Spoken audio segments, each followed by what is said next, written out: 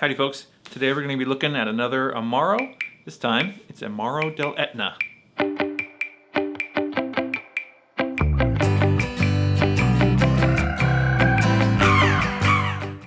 So Amaro Dell Etna comes from the slopes of Mt Etna in Sicily. The recipe comes from 1901. It has 26 roots, fruits, herbs, and flowers, including licorice, bitter orange, rhubarb, and cinnamon, and like 22 others. It is 29% alcohol. It's definitely bittered with gentian. Sort of a classic Italian Amaro. Now it has been around since 1901, but it's only been in the US since 2017. So I don't know how widespread it is, and it's not used in a ton of classic drinks, but it's used in some drinks, and if you really like Amaro, it's probably worth picking up. Now, in my mind, I always think of this sort of in the same ballpark as Cynar, so I thought I would try the Amaro Dell Etna and tell you what I think, but also compare it to Cynar, so we can have a baseline to compare it to. All right, Amaro Dell Etna. It's got it's a dark reddish color, sort of what you've come to expect from Amari. Got a very pleasant caramely aroma. It's not super bitter, but medium bitter. That's why I think of it in the Cynar sort of zone, because I think of Cynar as a kind of bitter, but not like super bitter. Like Fernet would be super bitter. Cynar is sort of medium bitter. Then there's the sort of sweeter ones at the other end of the spectrum. So it's got sort of medium bitterness. It's got a bit of like menthol. You get sort of that bitter orange cinnamon flavor. Yeah, it's delicious. It's got a nice bittersweet balance. It's good. Let me try Cynar and we'll compare. This is the Cynar. It's got a you can smell the sort of vegetal notes. Actually, Cynar might be slightly less bitter than the Etna. It's got a slightly thinner mouthfeel, and it's got a lot more of those sort of vegetal notes, those sort of vegetable-y, green grass kind of notes. The Etna is slightly more bitter than Cynar.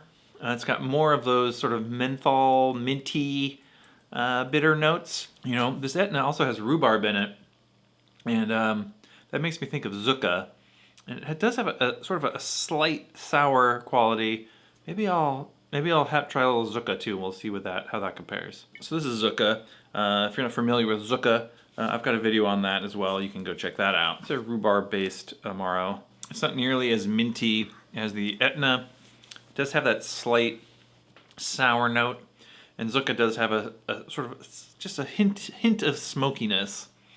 And Etna doesn't really have that at all. Now I looked around for some drinks to make. Nothing really jumped out at me, but from the looks of the things I found, it goes well with bourbon or rye. A whiskey and Etna sort of combo seemed to be the way people were going, sort of like a Black Manhattan direction, but with Amaro Dell Etna as the Amaro. My friend Tim Kirkland from Spirit of the Cocktail did a video about Etna. He made a Black Manhattan sort of type thing. I'll put a link to that in the description. You should go check out his channel. He's quite a character. Oh, hey, I forgot to mention, earlier I also made this Amaro Dell Etna into a shakerato. If you're not familiar with that, it's just where you take an Amaro and shake it on ice. It's supposed to foam up real nice and give you a different flavor, served cold. Different Amaro apparently behave differently when you do this to them. I've had a little trouble in the past with things that were supposed to be good that really didn't make a very good foam at all. This one actually worked pretty well. I got a nice little foam on it. It didn't stick around for very long, but more importantly, it tasted really good. It really brought out those sort of menthol, minty notes in the Amaro Dell Etna. So if you get a bottle of Etna, try the shakerato method. It's really pretty good. Okay, back to these drinks. So anyway, I decided to look around for Cynar drinks that might be good, so I could swap in the Etna for Cynar and we could do a little comparison. I landed on the Bitter Giuseppe. Now the Bitter Giuseppe is a Cynar-based drink. It's 2 ounces of Cynar, an ounce of Sweet Vermouth. I'm going to use Cocchi di Torino for mine, but you could use Campano Antica. It'd be a lot more vanilla-y. It calls for 1/4 ounce of lemon juice. I'm just going to stir this and not shake it because that's the vibe of the drink, and I don't have to follow your rules.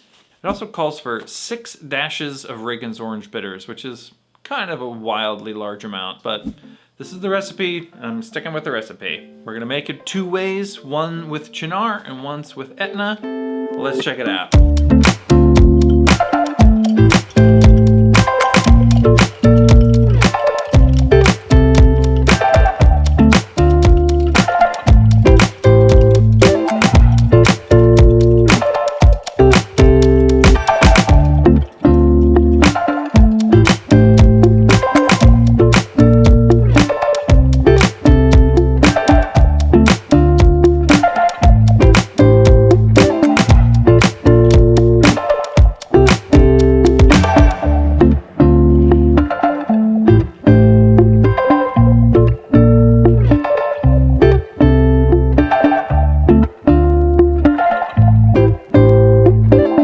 We did it. We mixed them up.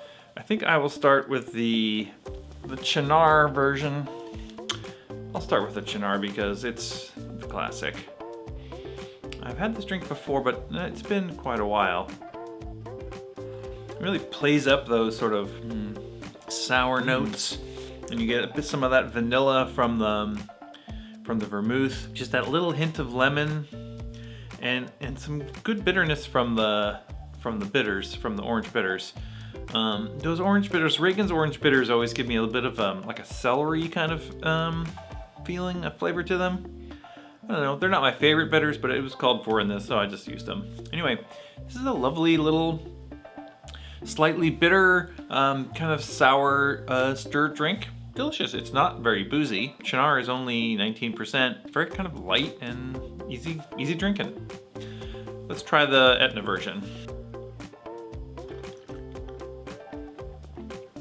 The Etna version's good. It hits you with a little bit of that menthol kind of minty flavor at the front, that little sort of bitter orange hit. I get less of the vanilla from the vermouth. Really good. This Amaro Dell Etna, it works great, and this Cynar drink, it's obviously a slightly different flavor, but I wasn't completely wrong that it's sort of in that ballpark. Do you have to buy it? Of course, you don't have to buy it, but if you are really into Amaro and it's available, I'd say it's definitely worth picking up. I wouldn't get this as your first Amaro. I'd probably get Cynar or Averna or Montenegro even, if you're looking to make cocktails. But if you're into Amaro, it's definitely worth picking up. Anyway, I hope that was fun. Thanks for watching. We'll see you next time.